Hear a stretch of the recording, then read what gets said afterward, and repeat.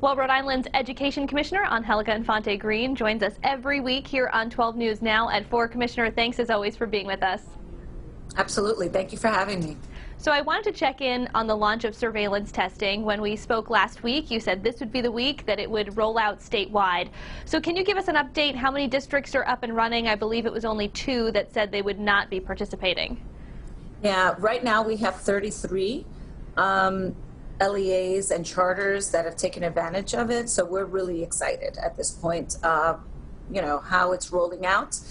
So it'll be available at the school level. There's a combination of either in the school or at close to the school, like in the parking lot. So there's going to be a combination of things. Parents should really reach out to their district to get more information. Pawtucket is meeting tonight to talk about what they're going to do. As we talked about last week, they have a very limited number of students who are actually learning in person, and I know you sent them a letter saying, listen, all of the concerns that you've brought up as to why students can't be in their physical classrooms, we've addressed them all. Has there been any response to that letter? Yeah, the superintendent sent a response. But I will say, I stand firm. Every situation that they brought up that was a concern for them to get back into the buildings, we went and we mitigated with them. We made sure. They said that the electricity wouldn't, the building is old, the electricity wouldn't handle the power. That's not true.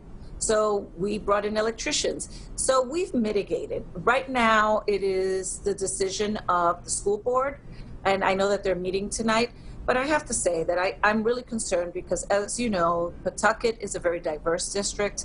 It is a district of learners that need additional supports. They are scheduled to be a one-star district.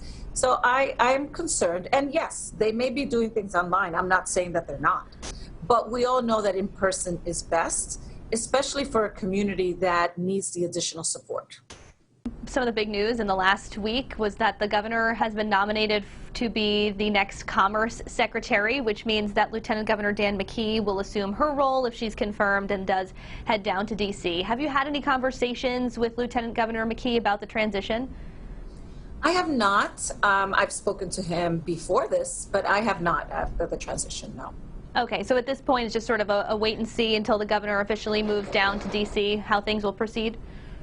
Yes.